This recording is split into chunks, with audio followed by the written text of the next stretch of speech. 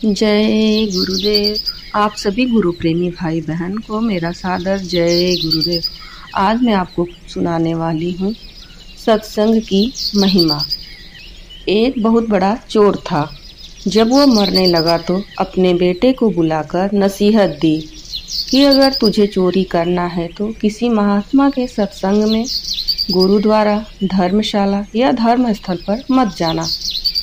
इनसे दूर ही रहना। और दूसरी बात, अगर पकड़े जाओ तो मानना नहीं कि तुमने चोरी की है, चाहे कितनी भी मार पड़े। मानना नहीं कि तुमने चोरी की है।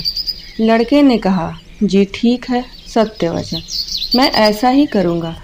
इसके बाद वह चोर मर गया और लड़का रोज रात को चोरी करता रहा। एक बार उस लड़के ने चोरी करने के लिए किसी घर में ताले तोड़े। घर वाले जाग पड़े और उन्होंने शोर मचा दिया। आगे पहरेदार खड़े थे। उन्होंने कहा कि आने दो, बचकर कहाँ जाएगा, हम यहाँ पर पकड़ लेंगे उसको। अब इधर घर वाले खड़े थे, इधर पहरेदार खड़े थे। चोर जाए तो जाए कहाँ। खैर किसी तरह वो बचने के लिए वहां से भागा तो रास्ते में एक धर्मशाला पड़ती थी। उसे अपने बाप की सलाह याद आई कि धर्मशाला में नहीं जाना है, लेकिन अब करे तो क्या करे। आखिर उसने सोचा कि मौका देखना चाहिए और धर्मशाला में चला गया। बाप का आज्ञाकारी बेटा था। उसने कानों में अपनी दोनों उंगली डाल ली कि सत्संग के वचन कानों में ना पड़ जाएं। हमारे पिता ने मना कर रखा है कि सत्संग में नहीं जाना। तो उसने कानों में अपनी दोनों उंगली डाल ली कि हम सत्संग ना सुन पाए। अब प्रेमियों, जो हमारा मन होता है अड़ियल घोड़े की तरह से होता है, इसे जिधर से मोड़ो उधर ही जाने लगता है। कानों को बंद कर लेने पर भी चोर के कानों में यह वचन पड़ गए कि देवी देवताओं की परछाई नहीं होती। वहां पर सत्संग चल रहा था और इसने कान बंद कर रखा था, फिर भी उसके कान में थोड़ी सी आवाज आई कि देवी देवताओं की परछाई नहीं होती। उसके मन ने कहा कि परछाई हो चाहे ना हो, मुझे क्या। फिर मैंने यह वचन जानबूझकर तो नहीं सुने, अनजाने में सुन लिया। उसने अपने पिता को सफाई देते हुए मन ही मन कहा कि मैंने जानबूझकर नहीं सुना, ये ऐसे ही सुन गया, मैंने तो कान बंद कर रखा है। अब इधर घर वाले और पहरेदार पीछे लगे हुए थे। किसी ने बताया कि चोर धर्मशाला में है। धर्मशाला की जब जांच हुई तो वह चोर पकड़ा गया। प्रेमियों, उस चोर की पुलिस ने बहुत पिटाई की, लेकिन वह नहीं माना कि उसने चोरी किया है। और आपको बता दे कि उस समय यह नियम था कि जब मुजरिम अपराध न कर माने तो सजा नहीं दी जा सकती थी। आखिर उस चोर को राजा के सामने पेश किया गया।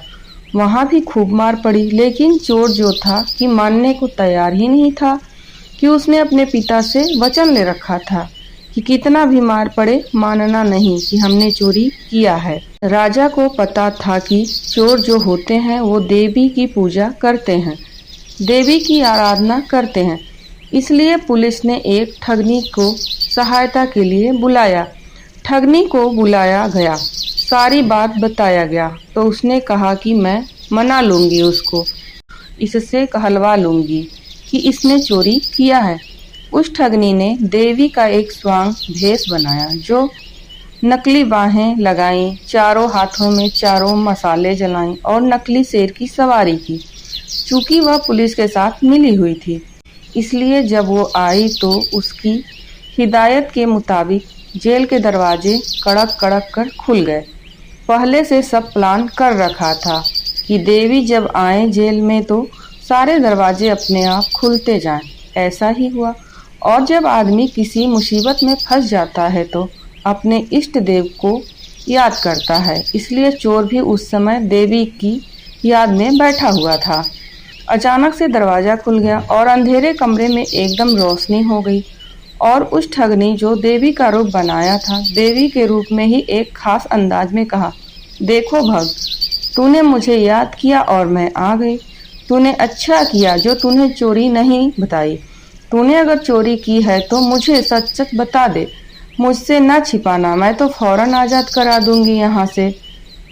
चोर देवी का भक्त था अपने इष्ट को सामने खड़ा देखकर बहुत खुश हुआ। मन में सोचा कि मैं इसको सच सच बता दूं। अभी वह बताने के लिए तैयार ही हुआ था कि उसकी नज़र देवी की परछाई पर पड़ गई। उसको फौरन सत्संग का वचन याद आ गया कि देवी की परछाई नहीं होती। उसने देखा कि इसकी तो परछाई है। समझ गया कि यह देवी नहीं, हमारे साथ छल हुआ है। यह सोचकर वह रुक गया और बोला कि माँ, मैंने चोरी नहीं की। अगर मैंने चोरी की होती तो क्या आपको पता न होता? आप तो सर्वव्यापी हैं, आप तो सब जानती हैं। अगर मैंने चोरी की होती तो आपको तो पता होता ही। मैंने कोई चोरी नहीं किया है माँ। अब ठगनी के कहने पर जेल के बाहर बैठे पहरेदार चोर और ठगनी की बातचीत नोट कर रहे थे। उनको और ठगनी को विश्वास हो गया कि यह चोर नहीं है।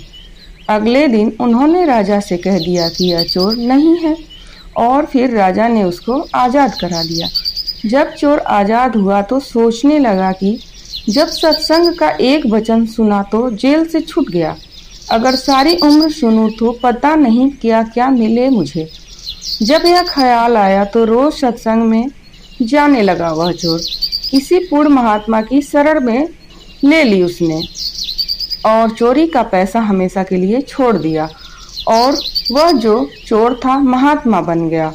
धर्म प्रेमियों, इसलिए कहते हैं कि सत्संग के बराबर न गंगा है, न यमुना है, न ही कोई अन्य तीर्थ है। कलयुग में सत्संग ही सबसे बड़ा तीर्थ है। इसलिए आपसे हमारी विनती है कि सत्संग में हमेशा जाएं और जाते रहें। जय गुरुदेव। अगर यह कहानी आपको अच्छी लगी तो मेरे चैनल को लाइक करें, शेयर करें, कमेंट करें और साथ ही साथ सब्सक्राइब भी करें ताकि आगे आने वाली वीडियो का नोटिफिकेशन आपको मिल सके। जय गुरुदेव।